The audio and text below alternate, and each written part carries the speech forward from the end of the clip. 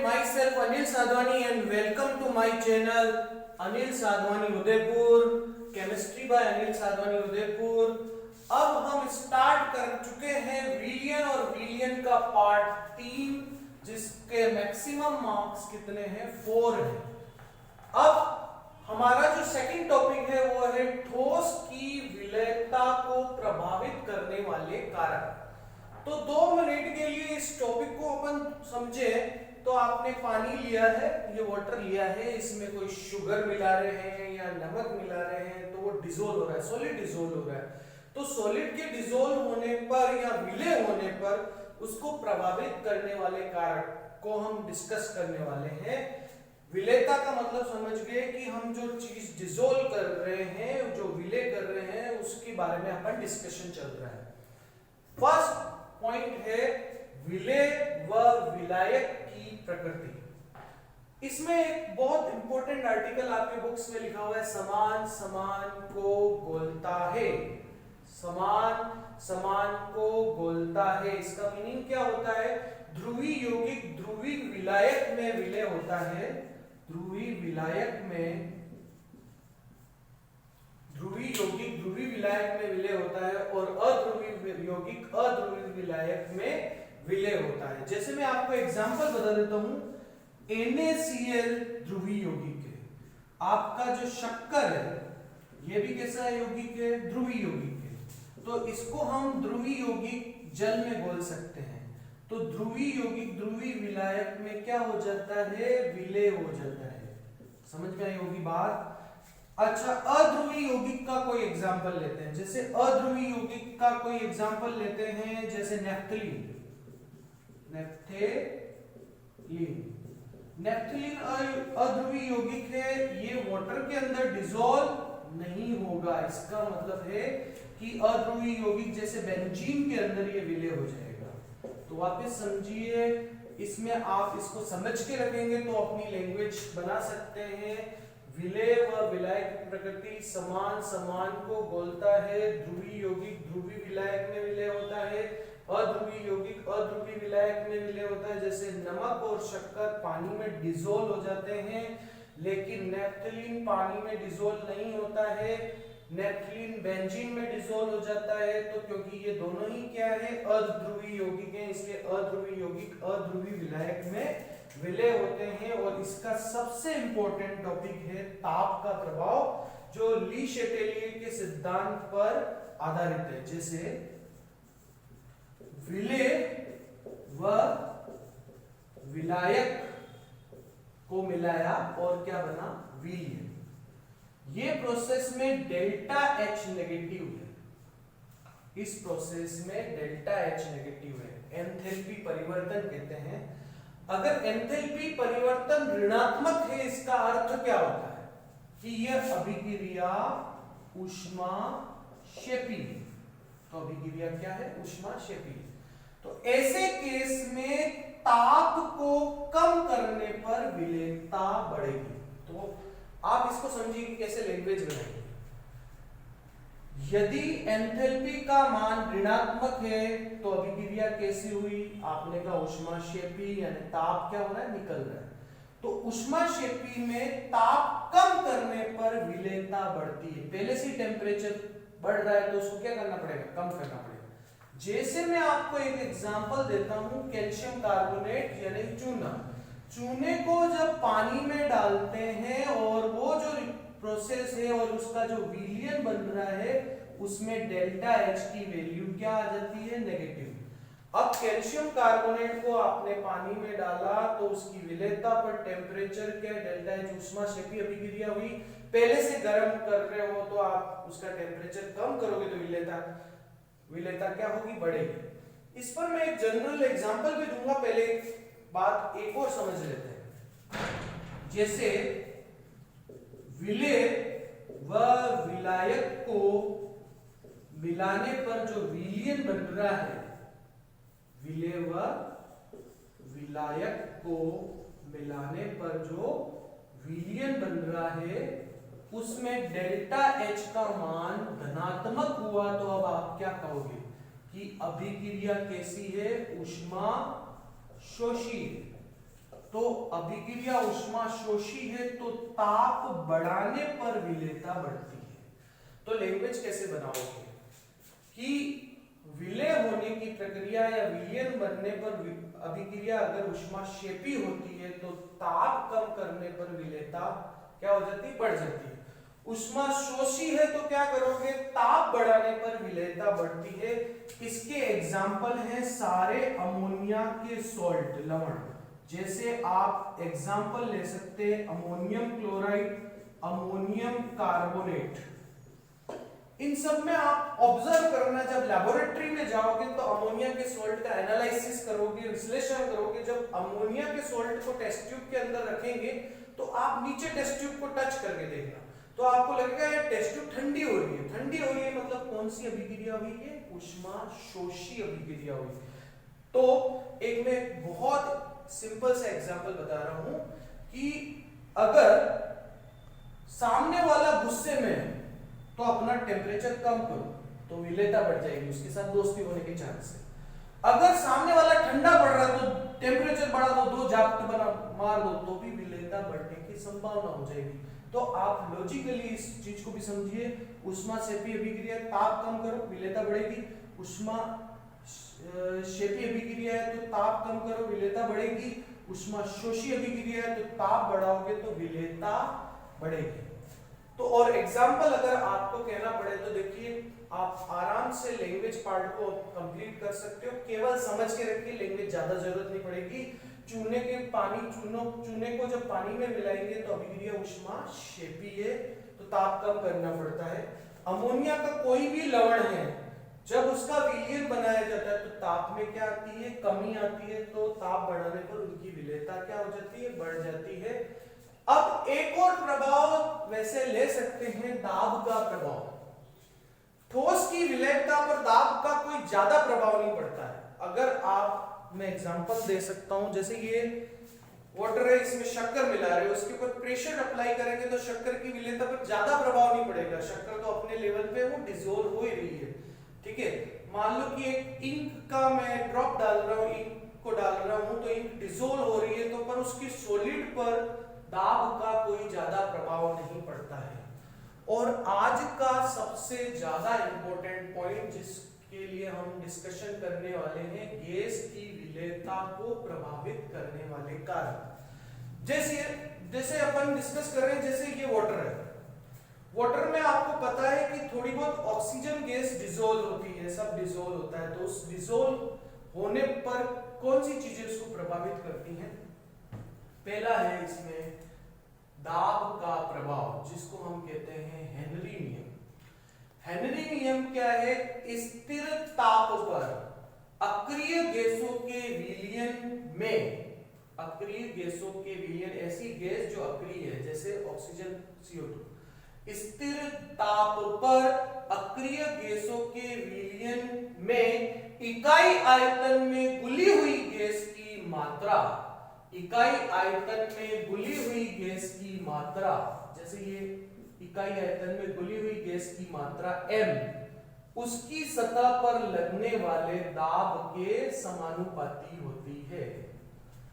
स्थिर ताप पर अक्रिय गैसों के विलयन में इकाई आयतन में घुली हुई गैस की मात्रा उसकी सतह पर लगने वाले दाब के समानुपाती होती है, समानुपाती होती है। तो देखिए कि आपने एक सोडा वाटर बॉटल ली है, मैं यहां एक्सप्लेन कर देता हूं इसको। ये सोडा वाटर बॉटल है जो कि अभी बंद है, ठीक है, ऊपर से बंद है। तो यहां पर भी एक गैस है जो इसकी सतह पर दाब डाल रही है, और यहां गैस घुली हुई है। तो घुली हुई गैस की मात्रा उसकी सतह पर लगने वाले दाब की क्या हुई, समानुपाती। देखिए 2 मिनट के लिए मैं अगर इस बोतल को खोल देता हूं तो यहाँ पे गैस क्या होगा, गैस का प्रेशर कम होगा। गैस का प्रेशर कम होगा तो ये गैस क्या आ जाएगी, बाहर आ जाएगी। तो इसलिए जब तक ये बंद है तब तक दाब बढ़े रहेगा और ये गैस अंदर घुली रहेगी। तो इकाई आयतन में स्थिर ताप पर अक्रिय गैसों के विलयन में इकाई आयतन में घुली हुई गैस की मात्रा उसकी सतह पर लगने वाले दाब के समानुपाती होती है। स्थिर ताप पर अक्रिय गैसों के विलयन में इकाई आयतन में घुली हुई गैस की मात्रा उसकी सतह पर लगने वाले दाब के क्या होती है? समानुपाती। M directly proportional to P। Henry नियम के 4 पॉइंट आपको लिखने पड़ते हैं बोर्ड में। पहला पॉइंट उसकी डेफिनेशन, एक और भी है, जैसे अक्रिय गैस के लिए घुली हुई गैस का आंशिक दाब उसके मोल अंश के समानुपाती होता है। P gas directly proportional to X gas. P gas directly proportional to X gas. इस प्रोपोर्शन साइन को हटाने पर एक कांस्टेंट आता है जिसको हम KH कहते हैं, हेनरी कांस्टेंट कहते हैं। मैं इसको KH को यहां लिख देता हूं, आप समझ सकते हैं KH हेनरी कांस्टेंट। तो घुली हुई गैस की मात्रा आंशिक दाब अक्रिय गैस के लिए घुली हुई गैस का आंशिक दाब उसके मोल अंश के समानुपाती होता है। P gas directly proportional to X gas. समानुपाती को हटाने के लिए यहाँ क्या आएगा? हेनरी स्थिरांक। इस तरह से P और X के बीच में ग्राफ क्या आता है? सीधा स्ट्रेट लाइन आती है। अब इसकी सीमाएं क्या है उसको डिस्कस कर लेंगे। गैस अक्रिय होनी चाहिए। गैस अक्रिय होनी चाहिए। ऐसी गैस ना हो कि अंदर जाए, सॉल्वेंट के अंदर जाए और वो उससे रिएक्शन कर ले। जैसे अमोनिया को पानी में डालो तो वो रिएक्शन कर लेती। तो हमारे पास गैस ऐसी होनी चाहिए जो रिएक्शन नहीं करे और दाब उच्च ना हो। अगर दाब उच्च होगा तो भी प्रॉब्लम है, बहुत ज्यादा दाब होने पर भी वो कंटेनर फट सकता है। तो हम लेते हैं नेक्स्ट पेज पे। तो हम हेनरी नियम की सीमा या लिमिटेशन पढ़ रहे थे। गैस अक्रिय होनी चाहिए, मतलब गैस विलायक से अभिक्रिया न करे, ताप निम्न होना चाहिए। अब ये बात और समझिए कि टेम्परेचर निम्न होगा तो गैस की विलेयता क्या हो जाएगी? ज्यादा होगी। अगर मैं इसका टेम्परेचर ठंडा रखूंगा, फ्रिज में रखूंगा, चिल्ड रखूंगा तो इसमें गैस ज्यादा घुली रहेगी। और इसको आप गर्म जगह पे रख देंगे तो इसमें से जो गैस है वो क्या होगी? बाहर निकलेगी। तो ताप निम्न होना चाहिए, दाब उच्च न हो। दाब उच्च होगा तो भी प्रॉब्लम है, बोतल से बाहर आ जाएगा। गैस अक्रिय होनी चाहिए, विलायक से अभिक्रिया न करे, ताप निम्न होना चाहिए, दाब उच्च न हो। गैस की प्रकृति, जो गैस विलायक से अभिक्रिया करती है वह गैस उस विलायक में अधिक विलेय होती है। जैसे मैं एग्जांपल देता हूं, O2, N2 और H2 जल से अभिक्रिया नहीं करते, जल से अभिक्रिया नहीं, तो ये क्या है? इसमें कम विलेय है। तो जैसे O2, N2 और H2 जल से अभिक्रिया नहीं करते तो ये क्या हुआ? ये जल में क्या हुआ? कम विलेय। जबकि HCl जल से अभिक्रिया कर लेते हैं, H3O+ और Cl लेंगे। अभी रिएक्शन पे मत जाइए, आप ये समझिए कि ये दोनों रिएक्शन कर रहे हैं। तो ये जो दोनों रिएक्शन, ये गैस है। एक बात याद रखना, HCl क्या है? गैस है। गैस जल से अभिक्रिया कर रही है, इसका मतलब है वो जल में अधिक विलेय है। इसी तरह से अमोनिया को गैस लें और ये भी जल से अभिक्रिया करे तो अमोनियम हाइड्रोक्साइड बनता है। तो ये दोनों गैस जल से अभिक्रिया कर रहे हैं, इसलिए गैस जल में अधिक विलेय है। तो बात समझ में आ गई होगी। जो विलायक से अभिक्रिया नहीं करते हैं वो उसमें कम विलेय होते हैं या अविलेय होते हैं, और जो गैस विलायक से अभिक्रिया करती है वो गैस उसमें अधिक विलेय होती है। एक कंफ्यूजन बच्चों को रहता है कि सर अमोनिया गैस कैसे है? हम तो लेबोरेटरी में लिक्विड लेते हैं। तो सही बात है, देखिए ये वाटर है, इस वाटर में अमोनिया गैस को डाला जाता है और HCl बनता है। जो हमारे पास लेबोरेटरी में होता है वो वाटर के अंदर HCl गैस मिली हुई होती है। तो वो HCl एक्चुअली क्या है? गैस फॉर्म में है। तो ये ध्यान रखिए HCl क्या है, गैस है, लिक्विड नहीं है, वो इसी तरह से अभिक्रिया करके बना हुआ होता है। तो ये आपको समझ में आ गया होगा। अब आते हैं हेनरी नियम के अनुप्रयोग। हेनरी नियम के अनुप्रयोग में वैसे तो बहुत ज्यादा है और अपने राजस्थान बोर्ड में इसके बारे में थोड़ा सा कम वर्णन है, परंतु मैं आपको थोड़ा सा बता देता हूं क्योंकि आपको कॉन्सेप्चुअल चीजें समझ में आएंगी। हेनरी नियम एक्चुअली क्यों दिया गया। बैंड, जैसे पहला है बैंड। बैंड एक बीमारी की तरह से मान लो कि बीमारी कैसे हो जाती है कि गोताखोर जब पानी के अंदर जाता है तब तक तो ठीक है, दाब बढ़ रहा है। जब गोताखोर वापस ऊपर आ रहा है तो दाब में क्या आएगी, कमी। दाब में कमी आएगी तो नाइट्रोजन गैस के बुलबुले बन जाते हैं, किसमें, रक्त में। तो गोताखोर जब सतह पर आ रहा होता है तो दाब कम होने के कारण नाइट्रोजन के बुलबुले रक्त में बन जाते हैं। नाइट्रोजन के बुलबुले कहां बन जाते हैं, रक्त में। अब आप कहोगे ऑक्सीजन के नहीं बने, तो वो तो ऑक्सीजन तो हीमोग्लोबिन से जुड़ गया, तो नाइट्रोजन के बुलबुले बन गए। तो नाइट्रोजन की मान लो कि ये रक्त वाहिनी है और उसमें नाइट्रोजन के बुलबुले बनने होंगे, तो रक्त के प्रवाह को क्या कर देंगे, रोक देंगे। तो इससे दर्द भी हो सकता है और जान भी जा सकती है।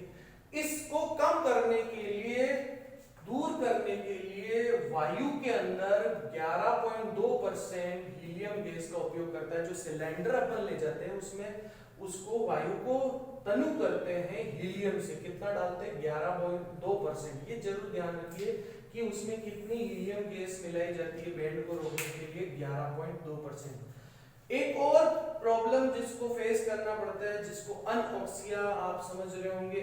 अनऑक्सिया का मतलब है ऑक्सीजन की कमी। ऊंचाई पर जब पर्वतारोही जा रहा होता है, बहुत ज्यादा ऊंचाई पर जाता है, तो उसमें दाब में क्या आ जाती है, कमी आ जाती है। अब दाब में कमी होने से मस्तिष्क में ऑक्सीजन की कमी हो जाती है, और जब मस्तिष्क में ऑक्सीजन की कमी है तो मस्तिष्क में ऑक्सीजन की कमी होने के कारण, मस्तिष्क में ऑक्सीजन की कमी होने के कारण वहां पर क्या होता है कि सोचने और समझने की शक्ति क्या हो जाती है, कम हो जाती है। सोचने और समझने की शक्ति कम हो जाती है। मस्तिष्क में ऑक्सीजन की कमी के कारण सोचने और समझने की शक्ति क्या हो जाती है, वहां पे कम हो जाती है। ये और कारण है, और वहां पर ऐसी स्थिति आ जाती है कि वो डिसीजन नहीं ले पाता है। जाना इधर होता है तो जाना उधर लग जाता है। ये चीज आप ऑब्जर्व कर कई YouTube चैनल पे इस अनोक्सिया को देखिए कि वास्तव में ये स्थिति आती है। वो परेशान हो चुके होते हैं, उनको समझ में नहीं आ रहा होता कि हम क्या करने वाले हैं। इसलिए जो पर्वतारोही है उसको ऊंचाई पर जाने से पहले उसकी हीमोग्लोबिन को चेक किया जाता है कि उसकी हीमोग्लोबिन लेवल कैसा है। अगर हीमोग्लोबिन लेवल ज्यादा होता है तो वो ऑक्सीजन कैरिंग पावर बढ़ जाती है। इसलिए नॉर्मली आप जो पर्वतारोही होंगे उसके हीमोग्लोबिन का लेवल क्या होता है, ज्यादा होता है। और हीमोग्लोबिन लेवल का डिफरेंस अगर मैं बात करूं तो एक गर्ल्स से और एक बॉयज से, तो बॉयज का हीमोग्लोबिन लेवल जो होता है गर्ल्स से ज्यादा होता है। इसलिए जो हार्ड वर्क जो है उसमें गर्ल्स पहले थक जाती है और बॉयज जो होती है वो लेट थकते हैं। ये एक नेचर वाइज बनी हुई चीज है ना। तो अब नेक्स्ट एक क्वेश्चन जो बोर्ड में आया हुआ क्वेश्चन है कि अमोनिया और HCl गैस। अब आप बात समझ गए हैं कि HCl क्या है, तो आप कहोगे सर HCl गैस है जिसको हम पानी में डालते हैं तो HCl लिक्विड फॉर्म में बन जाता है। तो क्वेश्चन क्या आया था, अमोनिया और HCl को जब जल में विलय किया जाता है तो हेनरी नियम का पालन नहीं होता है। क्यों, ये प्रश्न बोर्ड में आया हुआ प्रश्न है। क्योंकि अमोनिया व HCl जल से अभिक्रिया करते हैं और आप इस क्वेश्चन में चाहें तो इन दोनों इस रिएक्शन को ऐड कर सकते हैं, पर सीधी सी बात है कि विलायक से अभिक्रिया न करे। गैस जो है वो विलायक से अभिक्रिया न करे। अगर गैस विलायक से अभिक्रिया करेगी तो उस पर हेनरी नियम पालन नहीं होगा। और यहां पे वही चीज हो रही है कि HCl और अमोनिया और HCl दोनों जो है वो जल से अभिक्रिया कर रहे हैं। जल से अभिक्रिया करेंगे तो हेनरी नियम का पालन नहीं करेंगे। तो आप यहाँ पे एक लाइन में वर्ड लिख सकते हैं कि ये दोनों गैस हैं जो जल से अभिक्रिया कर रहे हैं, इसलिए यहाँ पर इसके हेनरी नियम का पालन नहीं होगा। एक क्वेश्चन बहुत अच्छा है, वैसे इस पे बहुत सारे क्वेश्चन बन सकते हैं, लॉजिकल क्वेश्चन सोच समझ के आप बता सकते हैं। मैं हेनरी नियम के स्थिरांक पे भी बात करूंगा कि ठंडे जल में जलीय जंतु, ठंडा जल जलीय जंतुओं के लिए गर्म जल के तुलना में लाभकारी होता है, मतलब ठंडा जल उनके लिए ज्यादा लाभकारी होता है। तो अब सीधी सी बात है कि ठंडे जल में ऑक्सीजन की विलेयता अधिक होगी।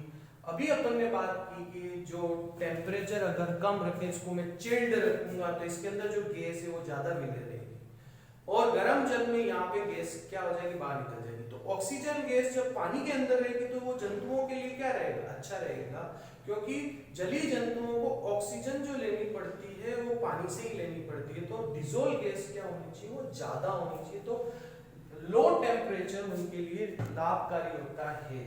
चलिए हम अब नेक्स्ट पेज पे इससे रिलेटेड डिस्कशन करेंगे। हम आएंगे पेज नंबर 3 पे। बच्चों हम पेज नंबर 3 पे आ चुके हैं और हम हेनरी स्थिरांक के बारे में और कुछ डिस्कशन भी कर सकते हैं कि हेनरी स्थिरांक जो है मुख्य रूप से जो है वो ताप पर निर्भर करता है। ताप में वृद्धि के साथ साथ हेनरी स्थिरांक में वृद्धि होती है और गैस की विलेयता में कमी होती है। जैसे मैं आपके पास क्वेश्चन दे दूं कि इसमें हेनरी स्थिरांक हीलियम का ज्यादा है तो उसकी विलेयता क्या है, कम है। CO2 का हेनरी स्थिरांक कम है तो उसकी विलेयता क्या होगी, ज्यादा। तो आप बात समझ में होगी कि ताप में वृद्धि होगी तो हेनरी स्थिरांक में वृद्धि होती है और गैस की विलेयता में क्या आ जाती, कमी होती है। इस कॉन्सेप्ट को भी दिमाग में रखिए, कभी क्वेश्चन कोई आ जाए तो डिस्कस कर सकते हैं। अब ये न्यूमेरिकल आपको हेनरी स्थिरांक या हेनरी के बारे में पूरी बात को समझा देगा। H2S गैस, इसकी जो गंध होती है सड़े अंडे जैसी गंध आती है। ये पॉइजनस टाइप की गैस होती है। हम सल्फाइड के टेस्ट में जब कहते हैं कि ये सड़े अंडे, रोटन एग जैसी स्मेल आती है, तो आप समझिए कि वो H2S की गंध है। STP पर, मानक ताप व दाब पर H2S गैस की विलेयता 1m मतलब मोललता दे रखा है। क्या दे रखा है अपने को, मोललता दे रखा है ना। तो हेनरी स्थिरांक की हमें क्या करनी है, गणना करनी है। तो हम इसको कैसे गणना करेंगे जरा देखिए। सबसे पहले कि अगर आपको मोल दे रखे हैं H2S के, तो विलेयता कितनी दे रखी है, या इसकी विलेयता की बात करें तो विलेयता होगी कितनी दे रखी, 0.195 m। m मतलब क्या होता है, मोल पर केजी। और ये किसमें विलेयता दे रखी है, बुक में उस बुक में दे रखा है जल में। तो किसमें विलेयता दे रखी है, जल में। ये भी बात उसमें मेंशन थी, मैं थोड़ा लिखने में रह गया था तो मैं आपको बता देता हूँ, जल में। इसका मतलब हम समझते हैं, और यही चीज है कॉन्सेप्ट की कि हम बेसिक कॉन्सेप्ट से धीरे धीरे ऊपर चढ़े तो हमें हर चीज समझ में आने लग जाएगी। इसका मतलब है 0.195 मोल H2S गैस को 1000 ग्राम जल में विलय किया गया है। बात समझ में आई। इतने मोल H2S को 1000 ग्राम विलय में, जल में विलय किया गया है।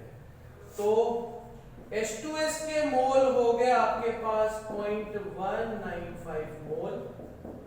अब जल के मोल निकाले। जल के मोल निकालने के लिए मोल का मतलब पता है, मात्रा में हमें किसकी भाग देना पड़ता है, अणु बार का भाग देना पड़ता है। मात्रा कितनी हो गई 1000, अणु बार कितना हो गया 18, ये आता है 55.5 मोल, जो कि जल की मोलल सांद्रता के नाम से भी जाना जाता है 55.5। अगर आपसे कोई क्वेश्चन पूछ लेता है कि जल की मोलल सांद्रता कितनी होती है तो 55.5 मोल होती है। तो चलिए x अब हम निकाल सकते हैं H2S के, ठीक है। x मतलब मोल, इस x को क्या कहोगे, ये कहलाएगा मोल बिन, ठीक है। तो मोल बिन कैसे निकालेंगे, H2S उसके मोल डिवाइडेड बाय कुल मोल, डिवाइडेड बाय कुल मोल, जल के भी मोल आ जाएंगे इसके अंदर। तो मोल इसके कितने हैं, 0.195 डिवाइडेड बाय 0.195 प्लस 55.5। अब आप देखिए 195 और 59.5 ये बहुत बड़ी संख्या है और ये बहुत छोटी है, तो इसको 55.5 ही माना जा सकता है। तो मैं इसको ऐसे भी लिख सकता हूं 0.195 डिवाइडेड बाय 55.5, इसको मैंने कैलकुलेट कर रखा है, ये आपका आ रहा है 0.0035, ठीक है। अब हमारा जो नेक्स्ट पॉइंट है कि हमें हेनरी स्थिरांक निकालना है, और हेनरी स्थिरांक का सूत्र तो आप लोग जानते हैं, x gas KH P gas is equal to KH x gas होता है, ठीक है। तो x गैस, अब हम इसके मोल H2S के मोल निकाल चुके हैं। अब इस मोल निकालने के बाद P दाब की बात करें तो दाब हमें एक वायुमंडलीय दाब दे रखा है, क्योंकि STP पर बात कर रहे हो, स्टैंडर्ड टेम्परेचर और प्रेशर।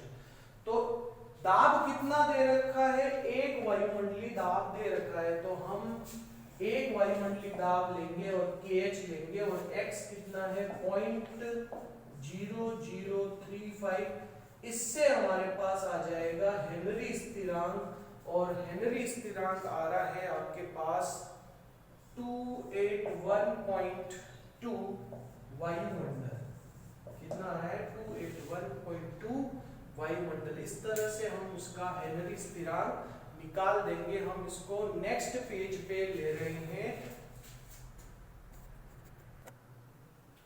चलिए हेनरी पर मैं कुछ प्रैक्टिकल बात और कर लेता हूं कि जब आप प्याज काटते हैं तो आंखों से सल्फर की गैस निकलने की वजह से वो क्या होता है, आंसू आते हैं।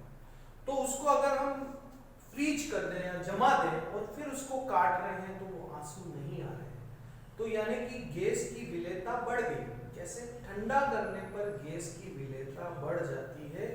इस कॉन्सेप्ट को आप समझ सकते हैं। एक प्याज सिंपल टेम्परेचर पे पड़ा है, रूम टेम्परेचर पर, उसमें से तो आंसू आ रहे हैं, और एक जमा फ्रीज करके फ्रीजर में रख रखा है हमने, फ्रीजर से बाहर निकाला, उस प्याज को काट रहे हैं, वो सेम क्वालिटी का प्याज है और उससे आंसू नहीं आ रहे हैं। इसका मतलब है कि गैस की विलेयता ताप के साथ, ताप कम करने के साथ बढ़ती है और ताप बढ़ाने के साथ कम होती है। तो ये बात ध्यान रखिए कि गैस की विलेयता के बारे में आप सिंपल लाइफ से सोचिए, कई क्वेश्चन आपको मिल जाएंगे, उसके बाद करते समय मिल जाएंगे। और आपको इसके अलावा कोई भी चैप्टर पढ़ना हो या कोई भी पॉइंट पढ़ना हो, आप मेरे कमेंट्स बॉक्स में लिखिए, मैं आपको उसको कंप्लीट करके उसको बता दूंगा। आज का लेक्चर हम यहीं तक रख रहे हैं। इसमें बोर्ड में सबसे ज्यादा क्वेश्चन जो आया है वो है हेनरी नियम किसे कहते हैं, उसे बताइए। तो उसमें 4 पॉइंट लिख के आपको उसको एक्सप्लेन करना होता है। Thank you.